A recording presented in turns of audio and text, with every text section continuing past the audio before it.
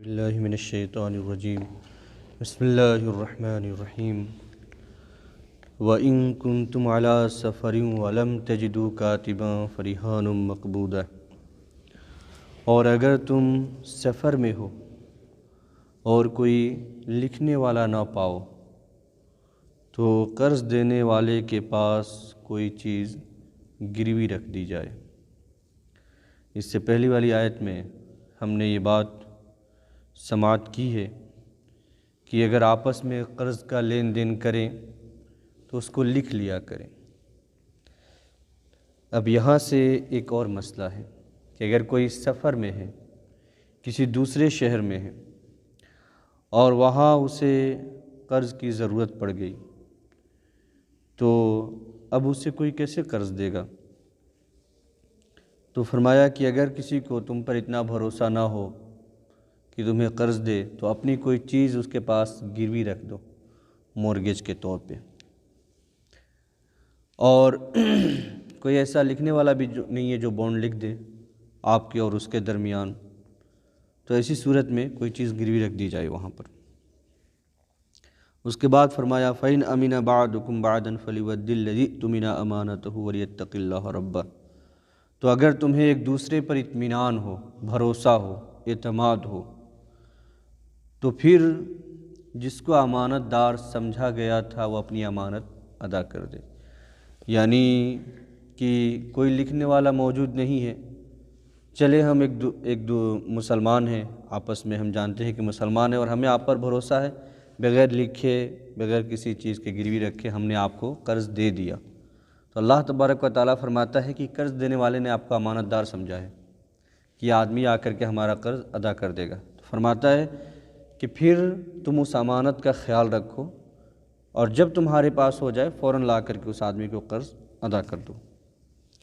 اور اللہ سے ڈرو جو اس کا رب ہے، اور اللہ سے وہ بندہ ڈرے جو اس کا رب ہے۔ یعنی جس نے قرض لیا ہے وہ لے کے بھاگ نہ جائے کہ چلے آج اس سے بھاگ جائیں گے آپ اور آپ نے اس کا پیسہ ادا نہ کیا، لیکن اللہ تبارک و تعالیٰ آپ کی گرفت فرمائے گا۔ تو اللہ تبارک و تعالیٰ فرماتا ہے کہ اگر تمہیں سامنے والے نے امانت دار سمجھا ہے اور بغیر کسی بانڈ کے لکھے ہوئے بغیر کوئی چیز گروی رکھے تمہیں قرض دے دیا ہے، بھاگو نہیں، وقت پر لا کر کے امانت ادا کر دو اور اللہ سے ڈرو کہ وہ تمہارا رب ہے۔ وَلَا تَكْتُمُوا الشَّهَادَةَ، اور گواہی نہ چھپاؤ۔ وَمَن يَكْتُمْهَا فَإِنَّهُ آثِمٌ قَلْبُهُ، اور جو گواہی چھپائے اس کا دل گنہگار ہے۔ وَاللَّهُ بِمَا تَعْمَلُونَ عَلِيمٌ، اور اللہ سبحانہ و تعالیٰ تمہارے کاموں کو جانتا ہے۔ تو یہاں ایک بات اللہ تبارک و تعالیٰ نے جو بیان فرمائی کہ سفر میں ہو اور کوئی بانڈ لکھنے والا نہ ملے تو کوئی چیز گروی رکھ کر کے تم قرض لے لو، تو یہاں سے ایک رہن پہ چیز رکھنے کا، کوئی چیز گروی رکھنے کا، مورگیج کا بھی ہمیں ثبوت ملتا ہے کہ سفر میں اگر کوئی آدمی ہے تو اپنی کوئی چیز وہ گروی اور رہن پر رکھ سکتا ہے، اور سفر میں نہیں بھی ہے، عام دنوں میں بھی تو ہمیں اگر کوئی چیز کی ضرورت ہو تو ہم اپنی چیز گروی رکھ سکتے ہیں مورگیج کے طور پہ، اور یہ بات حدیث پاک سے ثابت ہے۔ اللہ کے رسول صلی اللہ تعالی وسلم کا جب آخر وقت آیا، جب آپ دنیا سے پردہ فرما رہے تھے، اس وقت آپ نے آپ کا جو زرہ تھی وہ آپ نے گروی رکھی تھی ایک یہودی کے پاس، اور وہ گروی رکھ کر کے آپ نے تقریباً 80 kg جو لیا ہوا تھا۔ تو حدیث پاک میں بھی یہ ثابت ہے کہ کبھی قرض لینا ہو اور سامنے والے کو آپ پر اگر بھروسہ نہیں ہے تو کوئی چیز گروی رکھ کر کے بھی آپ قرض لے سکتے ہیں، اس کی اجازت ہے۔ اور جو گروی رکھنے کا یا رہن کا جو مسئلہ ہے اس کا ایک لمبا چیپٹر ہے۔ جو چیز آپ کے پاس گروی رکھی جائے، رہن رکھا جائے، اسے آپ استعمال نہیں کر سکتے۔ عام طور سے آج کل ایسا ہوتا ہے کہ لوگوں نے کھیت گروی رکھ دیا اور اس کو وہ جس کے پاس رکھا ہوا ہے رہن خوب استعمال کر رہا ہے، کھیت کی وہ بوائی کرتا ہے اور جو اناج آتا ہے اپنے گھر لے کے آ جاتا ہے۔ گھر کسی نے گروی رکھ دیا ہے تو اس کا خوب وہ استعمال کرتا ہے، کرایہ سارا وصول رہا ہے، سب کچھ کر رہا ہے۔ ان چیزوں کی اجازت نہیں ہے، وہ ساری چیزیں اس کی ملکیت ہے جس نے گروی رکھی ہے، وہ جو کچھ اس سے کمائی آئے، جو کچھ چیزیں آئے، وہ سب آپ کو اس کو دینا ہے جس کی وہ چیز ہے جس نے گروی رکھ رکھا ہے۔ تو اس کا ایک لمبا چیپٹر ہے، ہمارے یہاں اس معاملے میں بڑی غلط فہمیاں ہیں۔ انشاءاللہ تبارک و تعالیٰ جب یہ سنڈے والے درس میں مسئلہ آئے گا گروی رکھنے کا تو ہم اس میں سماعت کریں گے۔ تو اللہ تبارک و تعالیٰ نے فرمایا کہ اگر تمہیں اطمینان ہو اگر اس کو اور تمہیں بنا لکھے ہی بنا بونڈ لکھے بنا گروی رکھے کہ میں قرض دے دیا ہے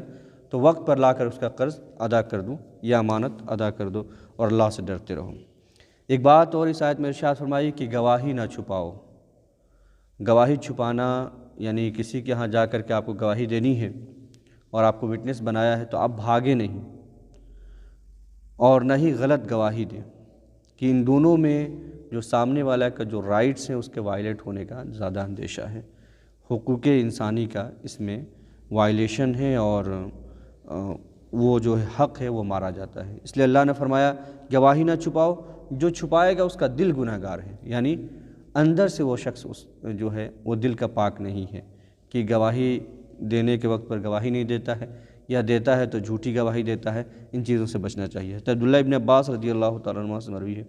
فرماتے ہیں بڑے گناہوں میں سے دو بڑے گناہ ہیں، ایک اللہ کے ساتھ کسی کو شریک ٹھہرانا، پارٹنر بنانا، اور دوسرا جھوٹی گواہی دینا یا گواہی چھپا لینا۔ جب آپ سے پوچھا جائے اور آپ کوئی چیز جان رہے ہیں تو آپ گواہی نہ دیں تو یہ صحیح چیز نہیں ہے۔ اللہ فرماتا ہے واللہ بما تعملون علیم، اور اللہ سبحانہ و تعالیٰ کو تمہارے کاموں کا علم ہے، وہ جانتا ہے۔ آگے فرمایا